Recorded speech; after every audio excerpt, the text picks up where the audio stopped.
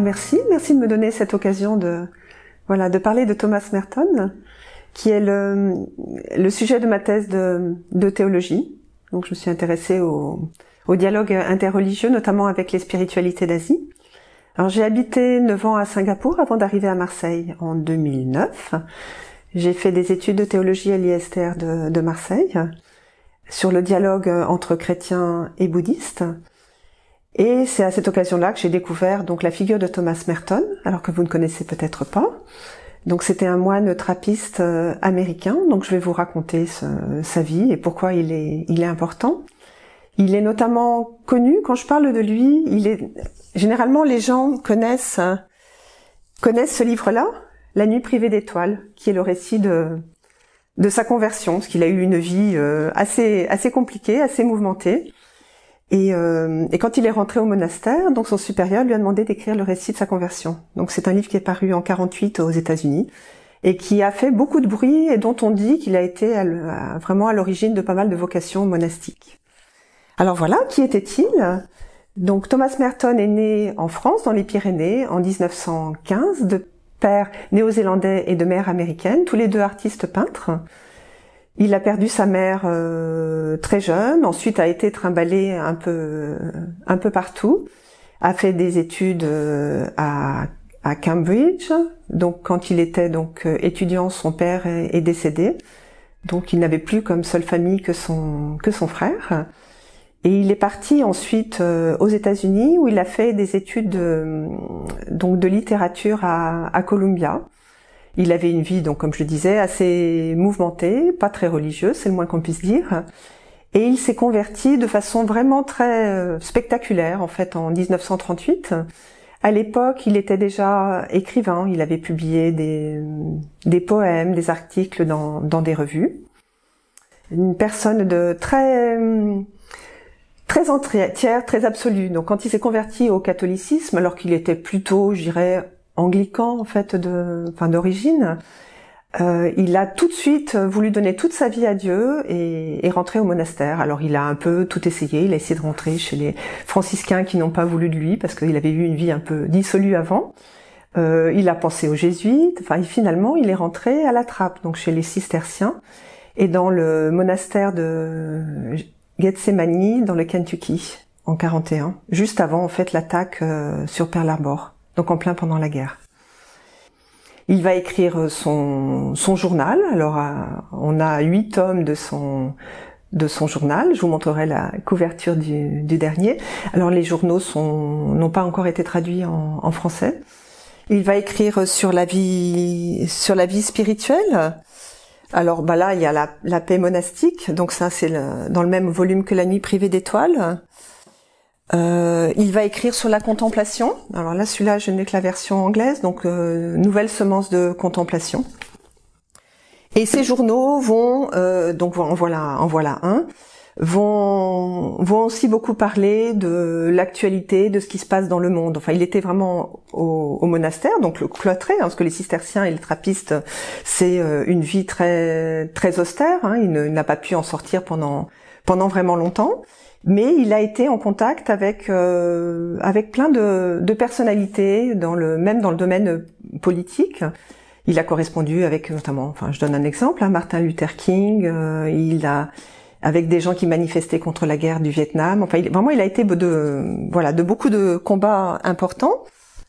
Et là, j'en viens à ce qui m'intéresse davantage, c'est que à partir des années 50, il va s'intéresser au bouddhisme zen, et notamment en rencontrant un maître japonais qui a fait connaître d'ailleurs le zen en Occident, donc maître Suzuki, il aura l'autorisation en fait, c'est une des rares occasions de sortir du monastère. En 64, il aura l'autorisation d'aller le voir à New York. Et en fait, pourquoi il a commencé à s'intéresser à ça ? C'est qu'en fait, il avait l'idée de publier un petit recueil sur les pères du désert.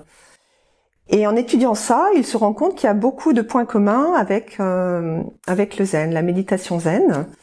Et ils vont commencer à correspondre. Il aura même l'idée de lui demander de faire la préface de ce livre. Alors son supérieur va trouver que ça va un peu fort, parce que quand même, on ne demande pas un japonais zen de préfacer un livre chrétien.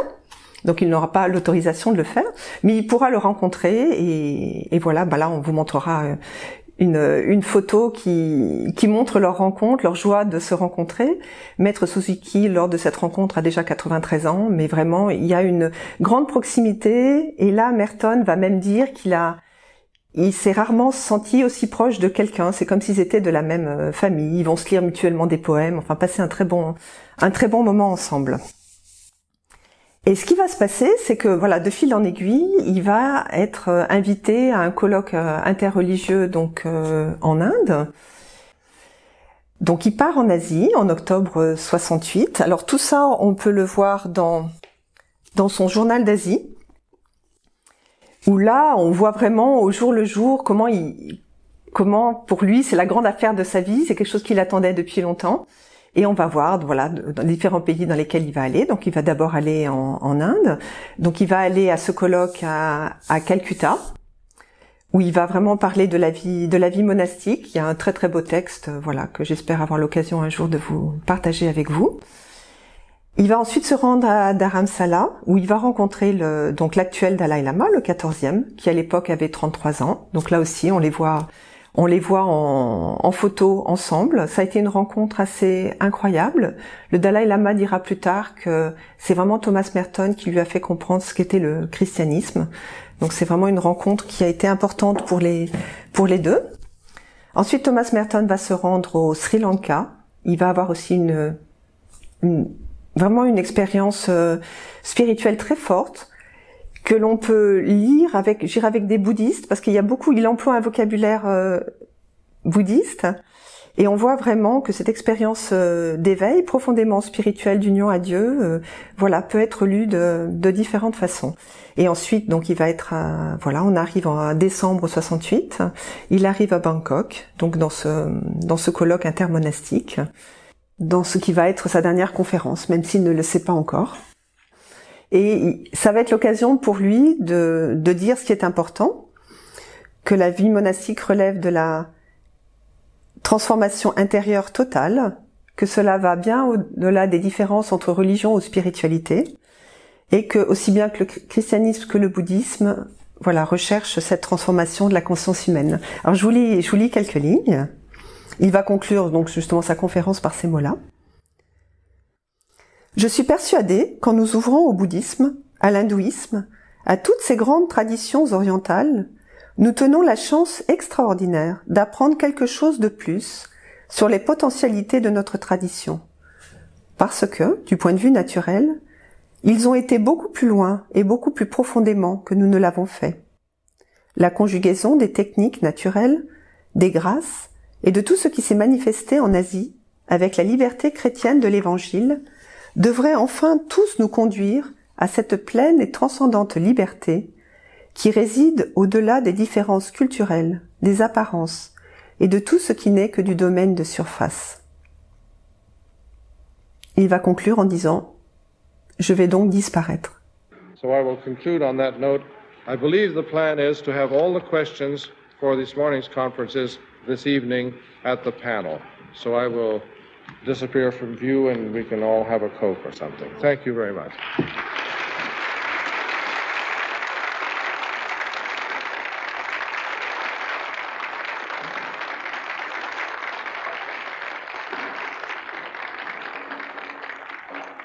Ce sera ses dernières paroles, avant de partir se reposer avant une table ronde et des débats prévus pour l'après-midi. Et ses auditeurs ne le reverront pas. On le retrouvera dans sa chambre d'hôtel, électrocuté par un ventilateur défectueux alors qu'il sortait de sa douche. Et c'était 27 ans, jour pour jour, après son entrée au monastère. Et il avait 53 ans. Alors pourquoi ce personnage continue de nous inspirer aujourd'hui? Alors je dirais plusieurs choses. Tout d'abord, par le fait qu'il a su, à une époque où le catholicisme était quand même très axé sur l'action sociale, il a remis, je dirais, au goût du jour ce qu'est la vie intérieure, la contemplation, le fait qu'on pouvait mener une vie de prière. La vie de prière n'était pas seulement pour les moines, mais pour tous, laïcs y compris. Donc ça, c'est la première chose. La deuxième chose, c'est que il a su, en étant dans son monastère et tout en étant en lien avec le monde, par sa correspondance. Alors je ne vous ai pas apporté les livres, mais il y a plusieurs recueils gros comme ça de sa correspondance, classés selon différents thèmes, avec toutes sortes de personnalités dans le domaine social, politique, etc. Il a eu vraiment, voilà, une influence profonde. Et la troisième chose, c'est justement son désir de vraiment comprendre la vie spirituelle, de devenir un meilleur moine, un meilleur chrétien, tout simplement. Pour lui, passait par aussi la connaissance des autres spiritualités qui peuvent nous apporter quelque chose.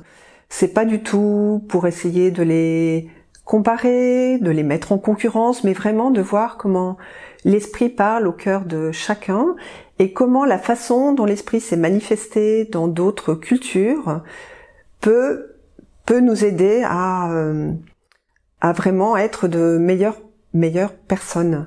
Il a jamais essayé de faire une théorie sur le bouddhisme tibétain ou le bouddhisme zen, mais vraiment d'essayer de comprendre, alors en s'engageant à fond, en essayant vraiment d'expérimenter les choses, mais au service de sa vie de prière chrétienne. C'était pas du tout pour écrire un traité théorique sur le zen ou le bouddhisme tibétain.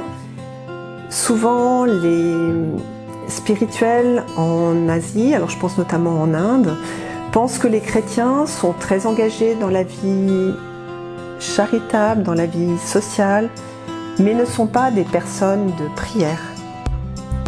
Et or, Merton, en rencontrant ces gens-là, leur a vraiment montré, parce qu'il était, qu'un chrétien pouvait être vraiment une vraie personne spirituelle.